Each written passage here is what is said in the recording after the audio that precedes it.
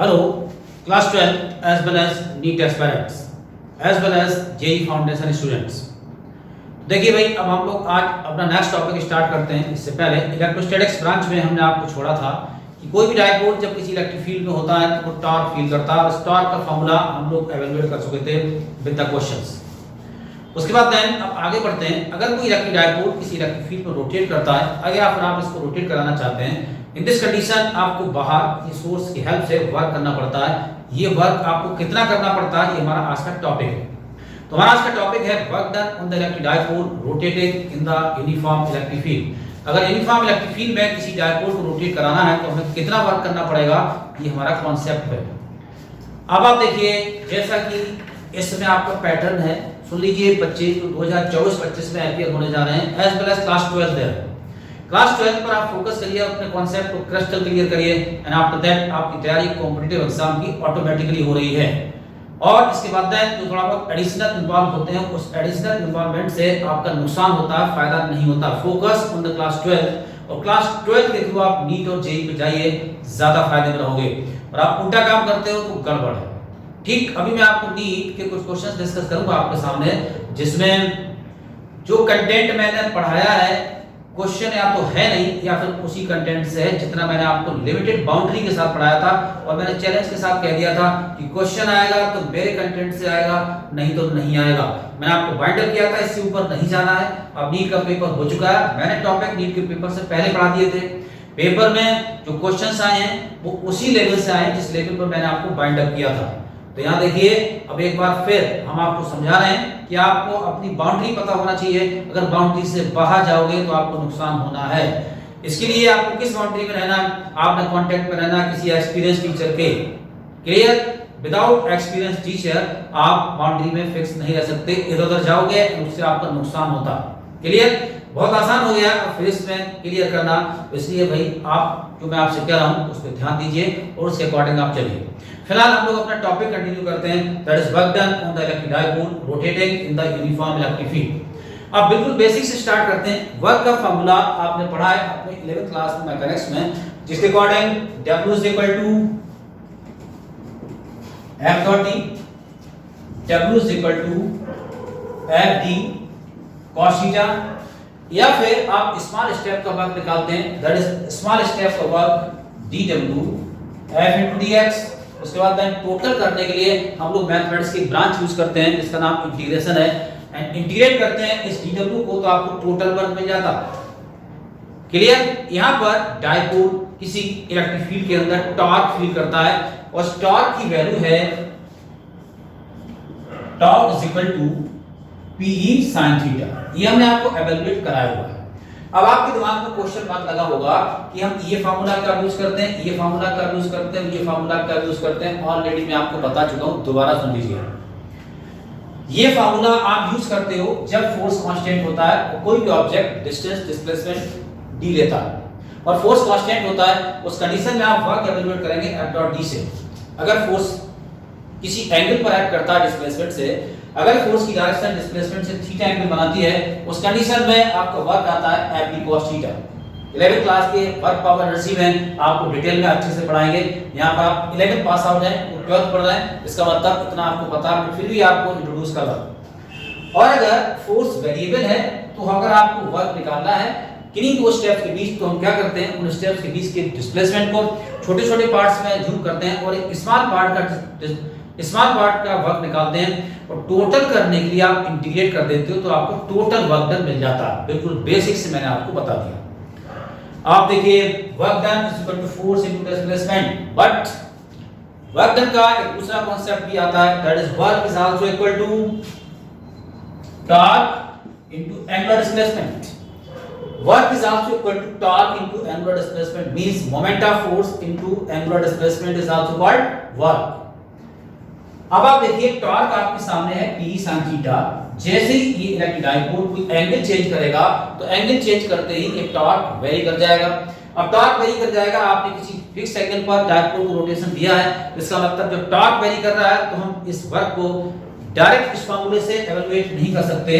हम क्या करेंगे, स्मॉल एंगल्स के लिए वर्क निकालेंगे और आप एज्यूम करोगे जो टोटल एंगल मूव हुआ है किसी डायगोनल का उसमें स्मॉल एंगल d थीटा है, तो पहले आप स्मॉल एंगल का वर्क निकालोगे और सारे स्मॉल एंगल्स के वर्क को आप ऐड करने के लिए इंटीग्रेशन ब्रांच की हेल्प लेंगे। क्लियर? तो अब आप देखिए लोकेशन इस डायगोनल की हम बना देते हैं आपके सामने। ये यूनिफॉर्म इलेक्ट्रिक फील्ड है, इस यूनिफॉर्म इलेक्ट्रिक फील्ड में ये डायपोल है, ये इस समय किसी भी एंगल पर है, इसमें माइनस क्यू चार्ज है और ये प्लस क्यू चार्ज है। ठीक, इसकी डायपोल की लेंथ ड्यूअल है। अब ये इसमें किसी भी एंगल पर है, अब ये एंगल यहां भी हो सकता है, ये पैरेलल भी हो सकता है फील्ड के, यहां भी हो सकता है, किसी भी एंगल पर हो सकता है। उसके बाद इस एंगल से हटा के आपको दूसरे एंगल पर ले जाना है तो आपको कितना वर्क करना पड़ेगा। और ये भी हो सकता है कि डायपोल इसके पैरेलल पड़ा हुआ है और पैरेलल के बाद आप किसी एंगल को ले जा रहे हैं तो आपको कितना वर्क करना पड़ेगा। बट जैसे आप इसका एंगल शिफ्ट करेंगे टॉर्क चेंज होगा, टॉर्क चेंज होगा दैट मींस आप डायरेक्टली ये फार्मूला यूज नहीं कर सकते, आप स्मॉल एंगल का वर्क निकालेंगे एंड टोटल फाइंड आउट करने के लिए आप हेल्प लेंगे मैथमेटिक्स की ब्रांच इंटीग्रेशन। ओके, तो देखो बच्चों हम कॉन्सेप्ट पर आगे बढ़ते हैं। क्लियर? इस कॉन्सेप्ट पर आगे बढ़ते हैं तो उसका कॉन्सेप्ट हमारा क्या है, हम स्मॉल एंगल d थीटा के लिए वर्क निकालेंगे तो वर्क भी स्मॉल आएगा that is dw torque into d theta. अब इनिशियली इलेक्ट्रिक डायपोल किसी एंगल थीटा 1 पर है और फाइनली ये थीटा 2 एंगल पर जाता है, तो आपको टोटल वर्क डन निकालना है। We have to evaluate the work done when the dipole is rotating from the angle theta 1 to theta 2। तो इनिशियल एंगल थीटा 1 हो जाएगा, फाइनल एंगल थीटा 2 हो जाएगा। आप इस d थीटा को इंटीग्रेट करोगे under the limit theta 1 to theta 2। करते हैं अभी आगे, w is equal to theta 1 और थीटा 2 के बीच dw को आप इंटीग्रेट करते हो। For that theta 1 theta 2 torque into d theta. अब टॉर्क की वैल्यू शिफ्ट करते हैं तो उस कंडीशन में रिजल्ट आएगा theta 1 is to theta 2 p sin theta d theta. अब आप देखिए p कांस्टेंट है, जो मैथ्स वाले बच्चे हैं उनको आसान चीज हो जाएगी। ये sin थीटा को आप इंटीग्रेट करोगे तो w is equal to p theta 1 और थीटा 2 के बीच sin थीटा का इंटीग्रेशन। sin थीटा का इंटीग्रेशन माइनस cos थीटा आएगा pe माइनस cos थीटा और ये थीटा 1 इज टू थीटा 2। अब आपने लिमिट अप्लाई करनी है तो upper limit minus lower limit that is w is equal to pe minus cos theta 2 minus already है तो यहां प्लस हो जाएगा प्लस cos थीटा 1। अब आप देखिए जो पॉजिटिव टर्म है उसको हम पहले लिख लेते हैं तो रिजल्ट आएगा pe cos theta 1 minus cos theta 2।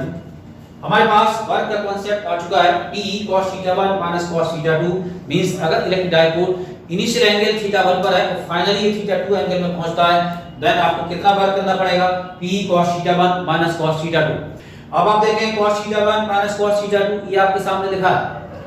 अब यहां से जिसको आप क्वेश्चन समझ लीजिए या फिर कंडीशन समझ लीजिए जिसके अकॉर्डिंग अगर डायपोल इनिशियली रखा है फील्ड के पैरेलल तो थीटा 1 कितना हो जाएगा 0 और उसके बाद देन दूसरे किसी एंगल पर पहुंचता है तो थीटा 2 कितना हो जाएगा थीटा कंसीडर कर लिया।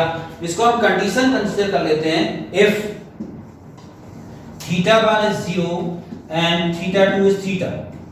अगर थीटा 1 0 है एंड थीटा 2 थीटा है in this condition work w is equal to pe cos 0 minus cos theta। अब cos 0 की वैल्यू 1 होती है cos थीटा ऐसे रहेगा, ये आपके पास रिजल्ट आ गया pe 1 minus cos theta work is equal to pe 1 minus cos theta आ चुका है। ये कब जब इनिशियल एंगल 0 था फाइनल एंगल थीटा था। इनिशियल एंगल थीटा 1 था फाइनल एंगल थीटा 2 था, रिजल्ट है cos theta 1 minus cos theta 2। Clear? अब बाय द वे ये इनिशियली 0 एंगल पर था और पूरा ही पलट गया 180 डिग्री से बैक कर गया। अगर ये 180 डिग्री से पलट जाएगा तो थीटा 2 कितना हो जाएगा थीटा 2 180 हो जाएगा और थीटा 1 0 हो जाएगा। नेक्स्ट कंडीशन अप्लाई होती है जिसके according if theta 1 is 0 and theta 2 is 180। जब आप इस फार्मूले में अप्लाई करोगे w is equal to PE cos 0 minus cos 180, cos 180 minus 1 देता है, cos 0 प्लस 1 देता है, यहां पर माइनस की जगह प्लस हो जाएगा। अब ये W आ जाएगा PE 1 plus 1 that is equal to 2PE। Work done is equal to आ चुका है 2PE और ये मैक्सिमम वर्क कहलाएगा। यहां से क्वेश्चन क्रिएट हुआ, किसी भी डायपोल को इलेक्ट्रिक फील्ड में अगर आपने रोटेट कराना है, मैक्सिमम वर्क किस एंगल से किस एंगल तक करना होगा। अगर डायपोल 0 से 180 में मूव करता है then work done will be maximum. Work done क्या होगा? मैक्सिमम। घूमेगा ही नहीं, रोटेट ही नहीं कर रहा है, तो वर्क डन क्या होगा? 0। क्लियर? और बाकी 0 से 180 के बीच में कोई एंगल गिवन है तो आपके पास वर्क का फार्मूला आ चुका है। अब अगर न्यूमेरिकल आता है तो न्यूमेरिकल में आपने कौन सा फार्मूला यूज करना है, उसमें आप देखिए, अगर दो एंगल्स गिवन है PE cos theta 1 minus cos theta 2, single angle given है 1 minus cos theta 1 minus cos theta, maximum work पूछा है W is equal to 2PE। पूरा फार्मूला लिखने की जरूरत नहीं है, अगर मैक्सिमम वर्क पूछा है तो ये आपके सामने W मैक्सिमम है, W max is equal to 2PE। अब डिपेंड करेगा कि आपने कौन सा फार्मूला यूज करना है, आपको इमीडिएट वही एक्शन लेना है। आप हर जगह cos theta 1 minus cos theta 2 लिख के बैठेंगे तो फायदा नहीं है, आपका टाइम बर्बाद होगा। क्लियर? ये टॉपिक आपका work done on the electric dipole rotating in the uniform electric field complete होता है। अब इसमें जहां आपसे गलती होती है वो सुन लीजिए, जिस जगह आप गलती करते हैं, ठीक है, वो मैं आपको बता दे रहा हूं। हर बच्चा इस पॉइंट पर गलती करता है, मैं पॉइंट आउट कर रहा हूं जिससे कि आप आगे इस मिस्टेक को ना करें। देखिए भाई, क्वेश्चन में आपको डायपोल मोमेंट नहीं गिवन होगा। जब भी इससे रिलेटेड क्वेश्चन आएगा आपको डायपोल लेंथ गिवन होगी और डायपोल के चार्जेस गिवन होंगे। अब डायपोल लेंथ गिवन होगी और डायपोल के चार्जेस गिवन होंगे। इन दिस कंडीशन जब आप लिखोगे इसको तो हमारे पास रिजल्ट है W is equal to PE cos theta 1 minus cos theta 2। अब इसमें P को आप ब्रेक करेंगे 2L3 into E cos theta 1 minus cos theta 2। आप जब पुट करते हैं डायपोल की लेंथ तो डायपोल की लेंथ L पुट कर देते हैं, 2 को ऐसा ही छोड़ देते हैं। जबकि ध्यान रखिए डायपोल की लेंथ 12 होती है और जब आप इस फार्मूले से 12 को रिप्लेस करेंगे तो डायपोल की लेंथ से आप 12 को रिप्लेस करोगे, L को रिप्लेस नहीं करोगे। अगर आप डायपोल की लेंथ L से रिप्लेस करते हैं तो आपका आंसर डबल आएगा। ये ऑप्शन भी आपके ऑप्शन में पड़ा होगा, आप बहुत जल्दी से चेक करके आगे बढ़ जाओगे, जो कि आपका इनकरेक्ट आंसर हो जाएगा। क्लियर? तो आप हमेशा आपको इस फार्मूले से 12 को हटाना है, जो आपको डायपोल लेंथ गिवन है उसमें आपने 12 रिप्लेस करना है। ओके बच्चों, हमारा डायपोल पर टॉर्क इससे पहले वाले वीडियो में एंड आफ्टर दैट डायपोल को रोटेट कराने में कितना वर्क करना पड़ेगा ये आपके सामने आ चुका है। एक मैं आपको बच्चों इंफॉर्मेशन दे दूं कि जब आप फिजिक्स पढ़ें 20 मिनट 25 मिनट 30 मिनट, जनरली क्या होता है कि आप 30 मिनट के अंदर एंटरटेन भी करना चाहते हो और फिजिक्स भी पढ़ना चाहते हो। भाई सुन लीजिए, अगर आप फिजिक्स में ऐसा करोगे, स्पेशली बता दे रहा हूं, उस समय तो आप बड़ा अच्छा फील कर रहे हो, गुड फीलिंग कर रहे हो। जब आप एग्जाम में जाओगे तो जो चीजें मिस कर चुके हो ना, वहीं से आपकी क्वेश्चनिंग होगी। बिल्कुल कीन ऑब्जर्वर बन जाइए और उस समय बिल्कुल अलर्ट मोड में बैठिए जिस समय आप फिजिक्स पढ़ रहे हो कि कौन सा पॉइंट आप टीचर का मिस कर दें। आप समझिए, आप टीचर के लेक्चर सेलेक्ट होते हैं, कॉपी वर्क से आप सेलेक्ट नहीं होते हैं, तो टीचर का लेक्चर का हर पॉइंट आपको सिंसियरिटी से सुनना है। उसमें अगर कहीं एंटरटेनिंग चीज है भाई, उससे सिलेक्शन नहीं होता, उससे आप क्लास में जरूर कंफर्ट फील करते हो, सिलेक्शन नहीं लेते हो। ओके बच्चे, तो फिजिक्स आपने जितने टाइम पढ़नी है बिल्कुल अलर्ट मोड में रहना है, ये हमारे सब्जेक्ट के साथ होता है। ओके, उसके बाद हम आपको नीट का पेपर डिस्कस करके बताएंगे अपने नेक्स्ट वीडियो में। ओके बच्चे, थैंक्स।